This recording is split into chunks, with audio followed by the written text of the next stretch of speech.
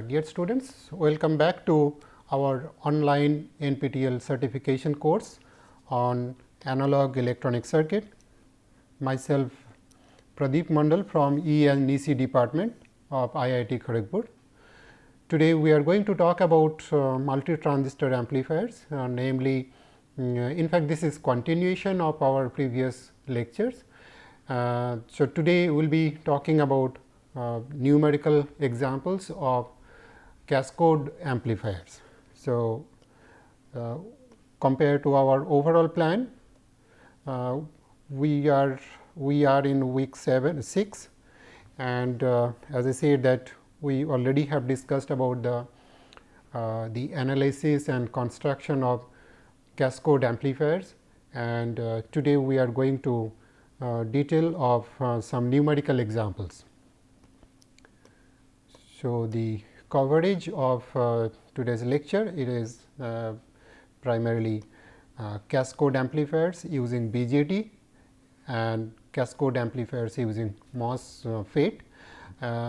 We do have two very in-depth numerical problem we have set, and most likely we will be discussing on this BJT based cascode amplifier.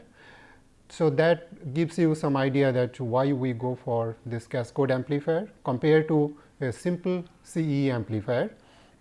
And the MOSFET counterpart, what I mean is that similar kind of cascode amplifier can be constructed using MOSFET, and there also we do have very detailed numerical problem, but based on the time availability I may be giving you some hint, but you have to work it out.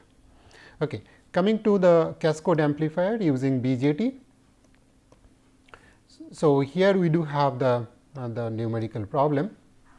This circuit, the cascode amplifier, we already have seen before, and today we are giving you numerical value of different bias components, supply voltage, and then the device parameters are given here, similar to whatever the parameter it has been discussed earlier, namely early voltage of both the transistors. We are assuming it will be 100 volt. Beta of transistor 1, it is 100. Just for a change, we are using beta of transistor 2, beta 2, it is 200. On the other hand, VBE of transistor 1 as well as transistor 2, both are approximately 0.6. Now, the different coupling capacitors, signal coupling capacitors or DC decoupling capacitors C1, C2 and then C3, we are assuming all of them are equal, relatively high, around say 10 microfarad. On the other hand, we are assuming that we do have a load capacitance CL connected at the output port, it is say 100 picofarad. And for both the transistors, C pi and C mu from base to collector are given here, and let we assume that both the transistors C pi C mu are equal. So, we do have C pi here and then C mu here, they are given here. In the bias circuit, on the other hand, we assume that the value of this resistance, it is 2.8 kilo ohm, and the bias current here, I bias, for the first part of the example, let you consider it is 0, which means that we do not have this current source. Instead, we do have a passive element R 3 and its value it is 2.8 kilo ohm. Now, based on the bias resistors we do have here, and then the potential divider here constructed by R 2 and R 4, we do have the other biasing arrangement. And from that we can find the operating point of the two transistors. So, let me first find the operating point of both the transistors and then we will go for the small signal parameters. Okay. So, to start with, let me use different color here. So, to start with, we do have here it is supply voltage is 12 volt, and then we do have R 1 which is 570 kilo ohm, and then we do have the VBE on is approximately 0.6 volt drop. So, from that we can calculate what is the IB 1. In fact, IB 1 it is 12 volt supply minus VBE of 0.6 divided by R 1 which is 570 kilo ohm.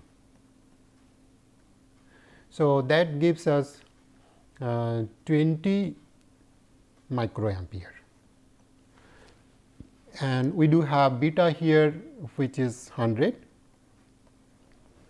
From that we can get collector current I C 1 equals to 2 milliampere.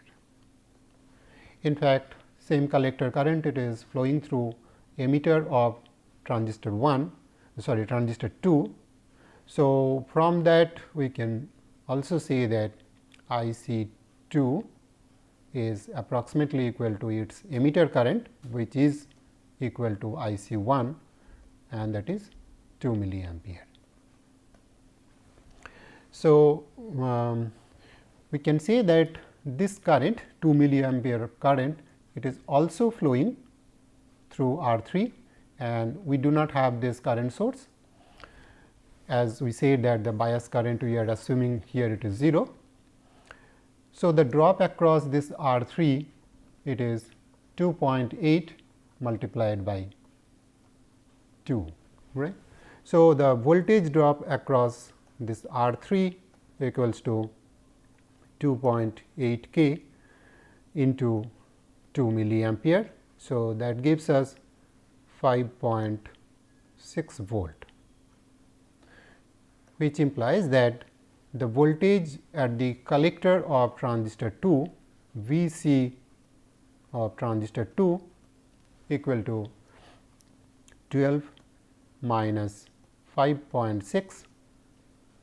So, that is 6.4 volt. On the other hand, we do have a potential divider constructed by R 2, R 4 and then 12 volt supply. So, from that we can say the voltage at the base of transistor 2, ignoring this base current compared to whatever the current we do have within this potential divider, we can say that VB 2 it is 12 volt, that means in the VCC multiplied by R 4 divided by R 2 plus R 4. So, that is 12 multiplied by 10, we do have 10 here and we do have 100 here. So, that is giving us 1.2 volt. As I said that we are assuming this IB 2 it is very small compared to whatever the current is flowing through transistor 2 and transistor 4.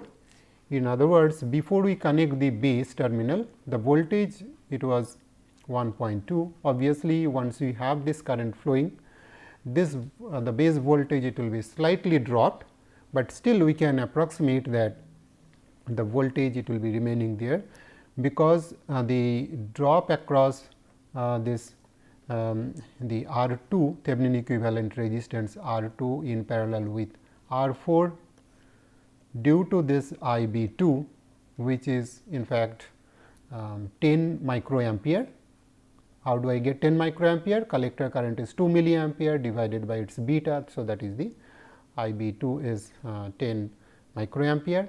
So, this is very small compared to 1.2 volt, and hence we are considering this VB2, it is approximately 1.2 volt. So, we do have 1.2 volt here, and then the voltage coming here, it is 1.2 minus 0.6. So, this voltage it is 0.6 volt. So, we do have 0.6 volt here, VBE 1, and then we do have 1.2 volt here, and then we do have 6.4 volt here. So, that keeps of course, this transistor it is in active region, this is also in active region. So, the circuit it is not having any problem. Now, so we obtain the operating point of the both the transistors, and let us see what will be the value of small signal parameters, namely GM, then RO and R pi of the two transistors. So, let me I do have blue color now. So, so we can say that GM1, which is corresponding IC current, which is 2 milliampere divided by VT 26 millivolt. So, this is equal to 1 by 13 mho. So, likewise we can get M2 GM2, it is also same 1 by 13 mho, because the collector currents they are same. The output resistance RO1 of the transistor Q1, it is coming from the early voltage here, and then 2 milliampere of current. So, early voltage it is 100 divided by 2. So, that gives us RO1 equals to 50 kilo ohm. In fact, RO2 it is also 50 kilo ohm. And using this GM1 and GM2, you can say that R pi of transistor 1 equals to beta 1 divided by GM1, which is equal to 1 by 100 divided by GM, it is 1 by 13. So, that gives us 1.3 kilo ohm. On the other hand, R pi 2, since beta is 200 here, it becomes 2.6 kilo ohm. So, now we obtain the small signal parameter from the DC operating point, and then using that we can find the voltage gain, and then input capacitance, maybe the upper cutoff frequency, which is of course of our interest. So, what is the voltage gain? So, try to remember these values of the small signal parameters to get the voltage gain. Let me, I think I do have in the next slide I do have the small signal equivalent circuit. Yes. So, we do have the small signal equivalent circuit for Q1, for Q1 we do have the small signal model here. So, likewise Q2 the small signal model it is here, and we know the value of different parameters. So, let us try to see what is the voltage gain of this circuit, and of course, this current it is 0, or even if it is DC small signal wise we will be ignoring this. R3 on the other hand, it is connected to the DC supply voltage here, which is AC ground. So, the voltage coming at this output in terms of V in is our main interest. Before we go into primary input to primary output, let us start from here and then try to see what is the gain from base of transistor 1 to the primary output of the amplifier. Okay. So, what is the voltage gain we get?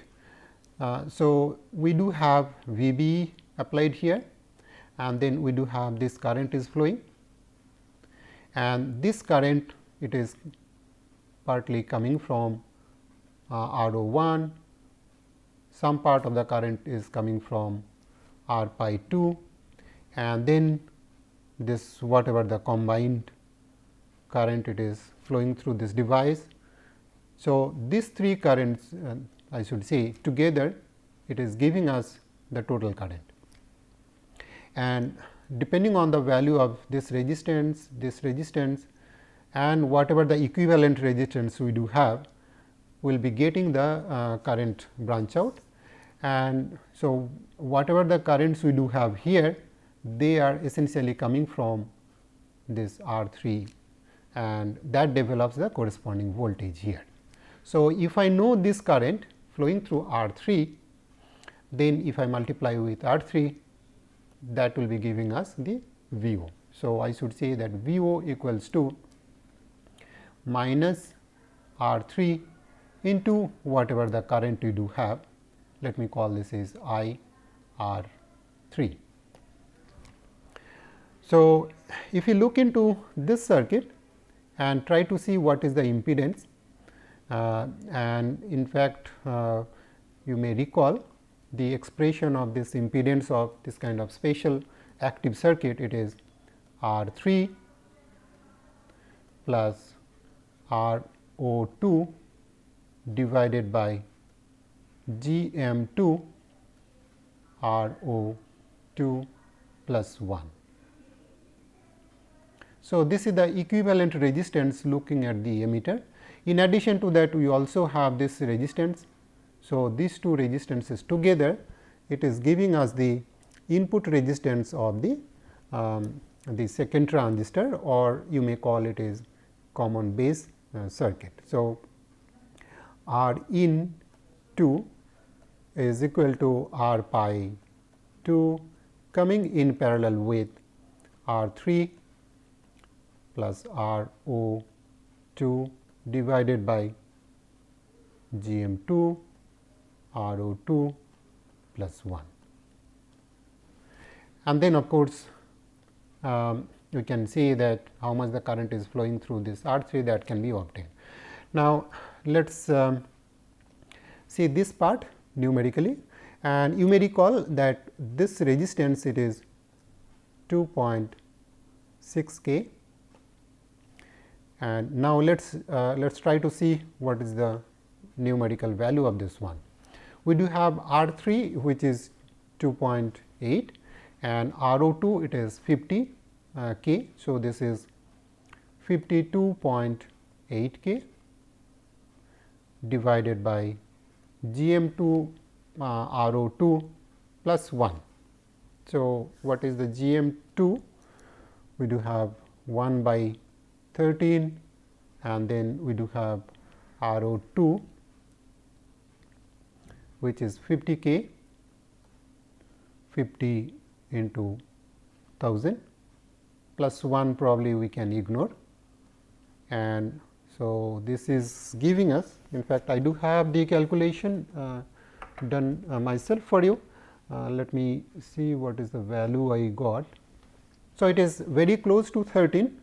In fact, precisely this is 13.6 ohms only.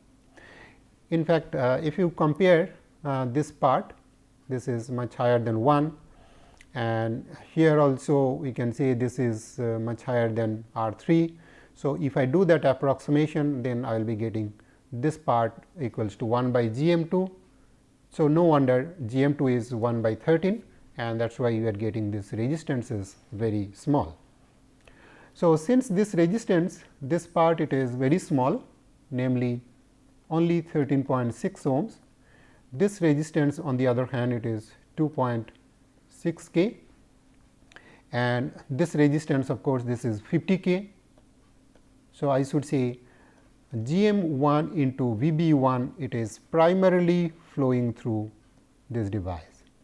As a result, the current flowing through R3, namely signal current flowing through R3 which is denoted as IR3. So, this is can be well approximated by GM1 VBE1. So, the output voltage VO equals to minus R3 multiplied by GM1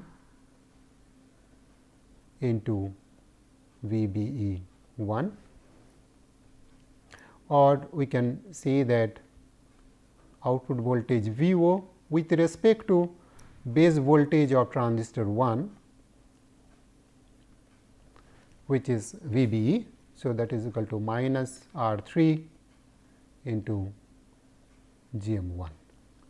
So, that gives us a gain of again I do have the calculation 215.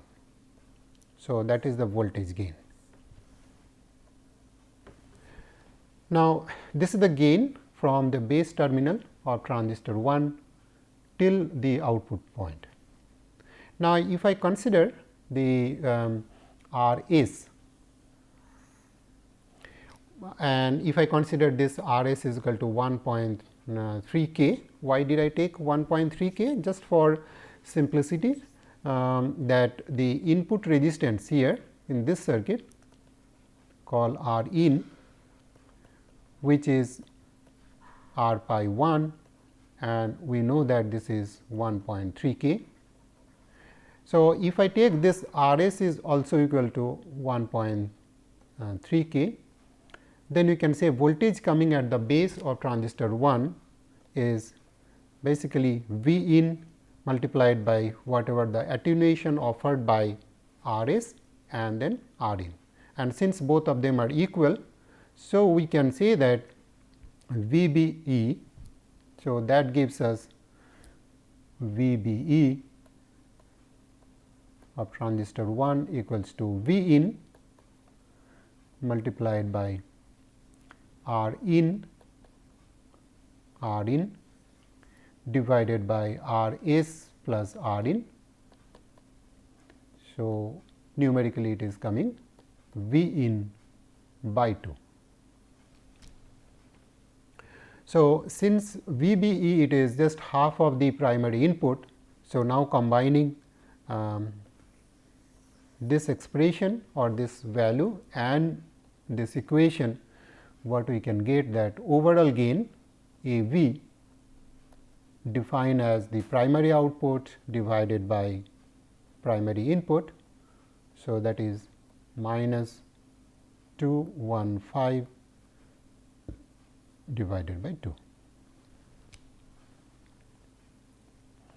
Yeah. So, GM. So, the overall gain we are getting it is 107. Now, next thing is that the input capacitance. So, let me clear, but then you must remember these values, whatever the values we obtain here, input resistance and so, and try to then calculate the input capacitance. So, C in input capacitance of this entire circuit looking at the base of transistor 1, which is equal to, we do have the C pi and then we do have the C mu, and then C mu of course, it is bridging the base and the collector terminal of transistor 1. So, naturally this C in it will be C pi 1 plus C mu 1 multiplied by 1 plus A V 1. So, what is A V 1? it is the gain coming out of the transistor 1, while the load here it is connected. And we know this impedance, the load here it is R3 plus RO divided by GM2 RO2 actually, RO2 plus 1, and this is of course we already have seen that this resistance it is 13 ohm, and compared to this 13 ohm this is very small. In fact, you can directly say that this is 1 by GM2. Now, once we have this GM2 as this impedance, and then the voltage gain AV1 equals to basically the gain starting from the base terminal here to this collector terminal while it is driving this load of 1 by GM2, and its gain it is GM1 multiplied by 1 by GM2. In fact, this GM2 it is in parallel with R pi 2 and RO1 also, but then these two parts they are very small. So, naturally this is approximately equal to GM1 divided by GM2, and this is 1, because both the GMs they are 1 by 13. And how do we define this gain? This is actually V collector voltage divided by V base voltage of transistor 1. Okay. So, since this is 1, in fact, I should have a minus sign here if I am retaining this minus sign. So, that gives us the input capacitance by considering this value here. We are getting C pi 1 plus C mu multiplied by 1 plus 1, and C pi here it is 10 and this is 5. So, that gives us 10 plus 10 equals to 20 picofarad. So, the input capacitance here it is 20 picofarad. Now, this is of course one of the important point that the gain of this cascode amplifier, you may recall, if I consider RS, then the overall gain it was minus 215 by 2. So, you may be wondering that this gain it is not much different from normal common emitter amplifier. So, why we go for this cascode amplifier? The answer it is lying in this example also. Answer it is having two types of circuits, I should say. Based on the two types of circuits, the answer may be 2. One of this answer it is that in case if this R3 it is passive and this resistance is relatively small, then we may not get much advantage in terms of gain. But then if you see the value of the input capacitance, it is quite small, and so the pole getting created by this RS and input resistance and then the C in, that pole it is getting situated at a very high frequency. So, if I consider the circuit here along with the C in, what we are having the circuit equivalent circuit is V in followed by RS, and then we do have the equivalent resistance of R in followed by equivalent capacitance of C in, and this is the V in. The voltage here it is the VB1. So, this circuit it can be redrawn by considering this entire portion as Thevenin equivalent source, and then we do have Thevenin equivalent resistance, which is R s in parallel with R in followed by C in. So, this resistance and then this C in, it is forming.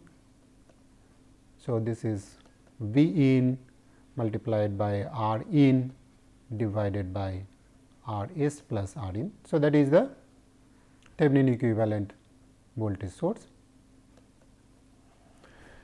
So, this circuit, this RC circuit is creating a pole. The pole coming due to that, it may eventually limit the bandwidth of the circuit.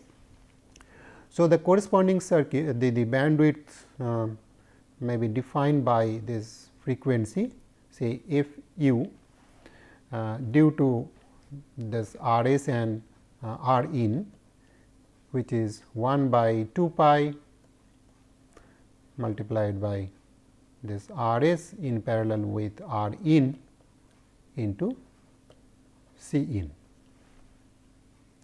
And if you see that this resistance numerically, this is in fact this is equal to 650 ohm, and this is we do have 20 picofarad.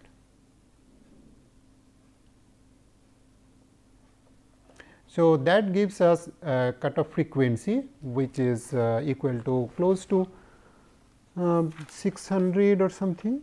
This is quite high. In fact, this is equal to 12 megahertz, which means that this pole defined by R s in parallel with R in and C in, it is quite high. And when we say quite high, we must compare with the other possible candidate defining the upper cutoff frequency, which is essentially the output resistance of the circuit. So, output resistance of this circuit, which is actually defined by this R 3, because the resistance coming from the lower portion, it is quite high. So, R O, it is primarily R 3 and then the C L. So, what is the value of this and the corresponding upper cutoff frequency defined by this R O and C L?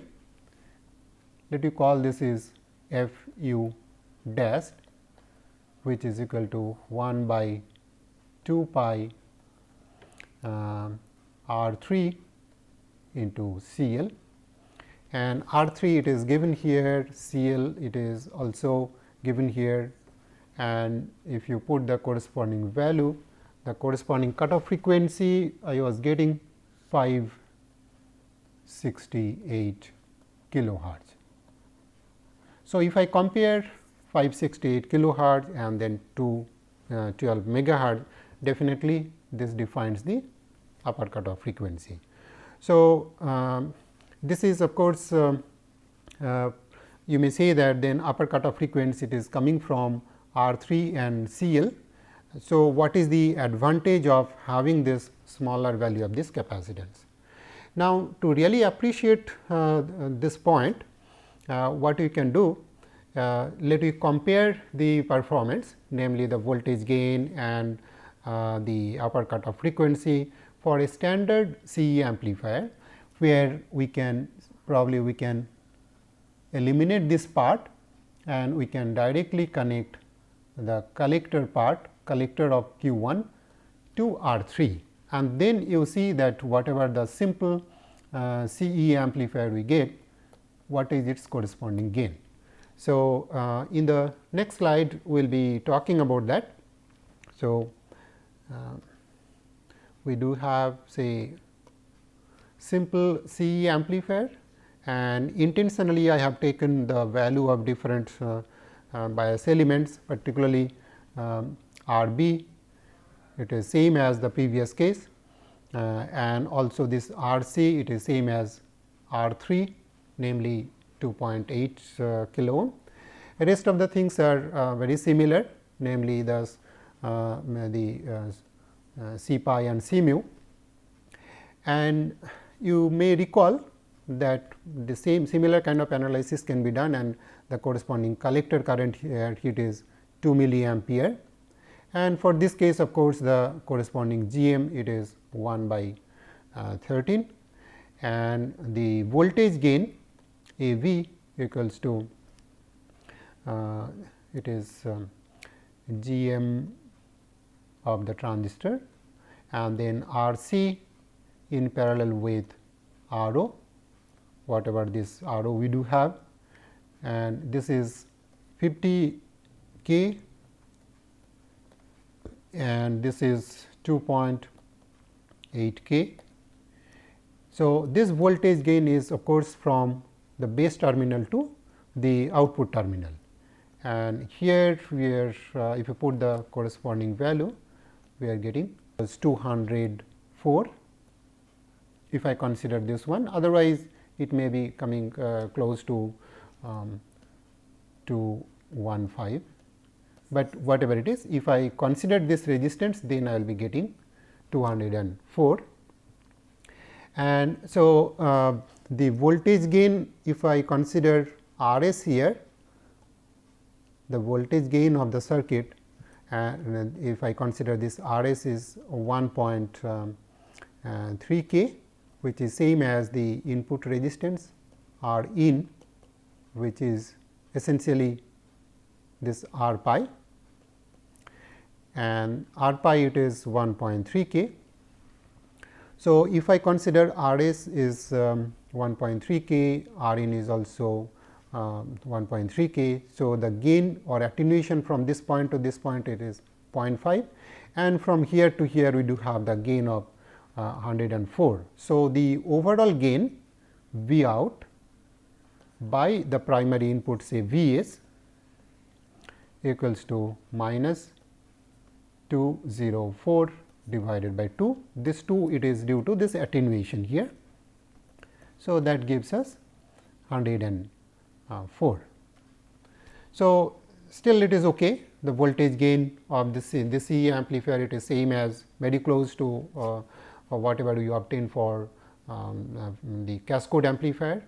Now, next point is that if I consider the effect of input capacitance on the bandwidth, namely if I consider C pi and C mu, then what kind of upper cutoff frequency we are getting.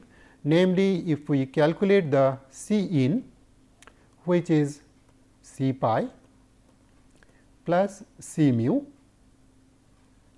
multiplied by 1 minus this gain, whatever you say 204 with a minus sign,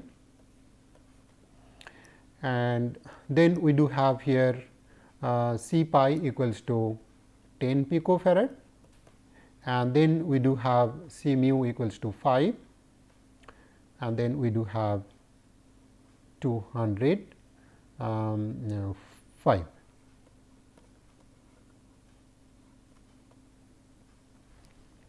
Right. So, this is plus. So, that gives us how much? 1035 picofarad. In contrast to this value, for Cascode amplifier,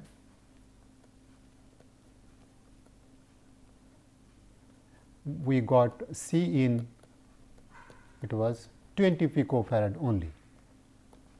So, now it is expected that this large value of this input capacitance, it will affect the upper cutoff frequency due to this R s, R in and then the C in.